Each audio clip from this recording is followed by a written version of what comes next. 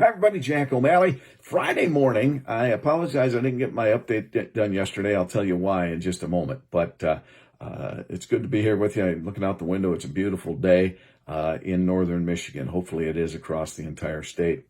So, a couple things. Just so you know, we are winding down the first half of the year.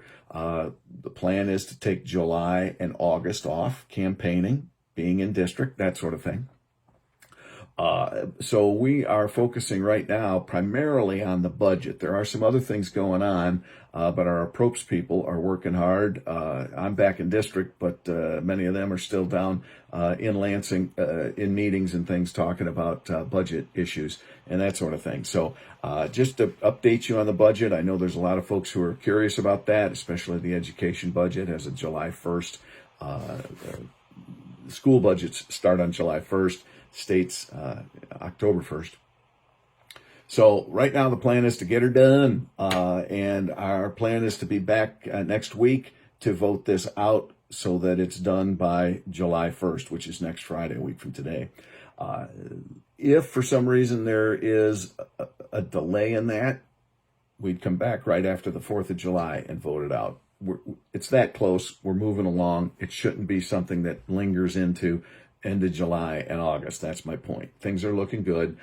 It should happen. And that's where we're at. So just so you know, we've talked about the budget in previous updates, but things are looking good. It's a complicated process. You got to get the House, the Senate, and the governor's office to all agree and line up. And we have a balanced budget in the state of Michigan. Unlike the feds, we have a balanced budget. So at the end, they got add it all up and make sure it comes out together. All right, a couple other things happening this week that I thought would interest people. I know this effort's been going on for a few years. The state of Michigan has two federal military cemeteries, one in Holly and one in Fort Custer. There ain't nothing farther north. So the veterans community up here has been working for a lot of years to figure out how to do this. Can we get the feds to help, so on and so forth. So Senator Kurt Vanderwall has legislation that had committee hearing this week that would set up a veterans cemetery fund for the state of Michigan. The idea is there's already a 100-acre site in Crawford County that they are looking at for this cemetery. And the idea would be, if it all comes together, the feds would build the cemetery, the state would then operate it. And that's why we would have this veteran cemetery fund. So it would be nice to have that veteran cemetery up north for all the vets who live here. It wouldn't be as long, even if you're coming from the UP, Crawford County is nowhere near as far as Holly or Fort Custer. And then eventually maybe there's a cemetery in the Upper Peninsula too, especially once we get this model put together and the Vet Cemetery Fund gets created. So I think that's all being discussed and working forward, but I know that's much farther along than they've been in the past. So I think it makes good sense, and I'd like to see it happen. Pardon me. Couple of interesting... all right, I'm just checking my notes here. I scribbled them down. Another thing that's important to the 101st, especially my constituents in Leelanau and Benzie County, there are a couple of competing aggregate bills. One, in essence, limits locals on their ability to regulate and or allow aggregate mining. I know Casson Township has been at the heart of this in Leelanau County. They've got a mining district.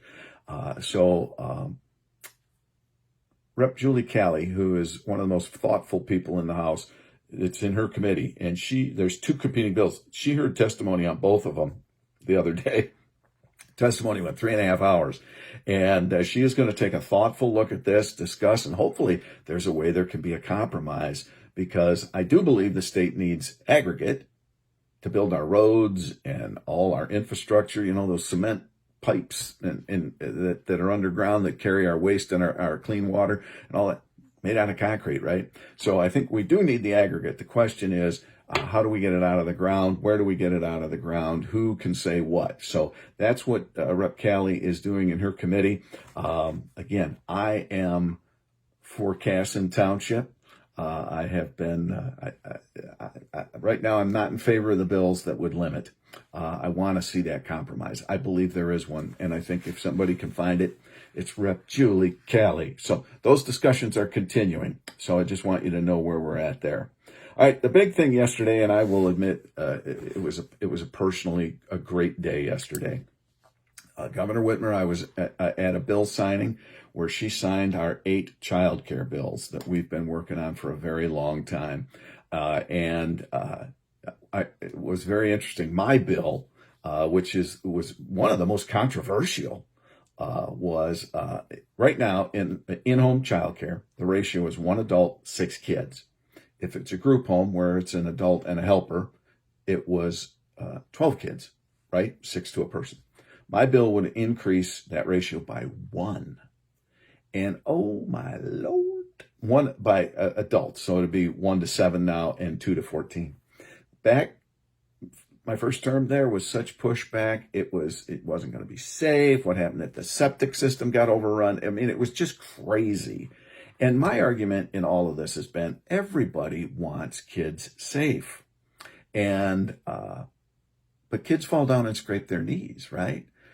And we can make things so safe with rules and regulations that childcare goes under. They close up doors. Now where are those kids going? Places that maybe aren't as safe as those that are, being watched, if you will, and regulated. So it was just a conundrum, and we got through it, and my ratio got passed. And guess what I heard? There are hundreds of childcare providers wanting to know when that kicks in, because that one child makes it that much more profitable. And it'll be interesting to see how many new slots that opens in childcare across the state. So that was a good bill. I was happy to see it get signed. There's also these package of bills also. So a lot of people are, so why are we involved? Get out of it. Well, that's part of the problem, was over-regulation. This package of bills gives relief on those regulations, and it helps our in-home small business. Think about it. In-home childcare, especially, is like the smallest of small businesses, right? So these bills, one of them says, hey, look, when the state passes a new regulation or rule through LARA or Department of Ed or Health and Human Services, an in-home provider has 90 days to make it happen. Think about it. This is not a center. It's not where there's multiple employees in case there's one, and they work in their home 6 a.m. to 6 p.m., Monday through Friday. Let's give them some time to implement that rule, not put them, if you will, out of alliance here if they don't get it done right away. So just some other things. Allowing childcare in multiple use facilities. One of the things that, to keep them safe, where are we putting these childcares? Well, of course, you probably don't want them next to certain types of businesses that are maybe high risk or, whatever. But what about if we have a strip mall and there's a nice restaurant over here, which previously, because maybe they serve alcohol, Lara wouldn't let them have a childcare in that strip mall. But what if mom and dad work in that restaurant and that strip mall's over here, that childcare in that strip mall's over here? It makes sense. Still check out, make sure the building's safe, the area's safe, that sort of thing. But let's get childcare a little closer to the parents. We've brought some real common sense. So yesterday, the governor signed those bills. And I know that the folks in the administration are working quickly to get these implemented because there is such a clamor for it. There are other things that we're working on for the next round for childcare. Again, to just make sure that rules aren't getting in the way. One of my favorites is this: schools. Schools can watch kids from 8 a.m. to 3:30 p.m. But at 3:30, all the rules change, right? All the rules change that now how they have to watch kids. What?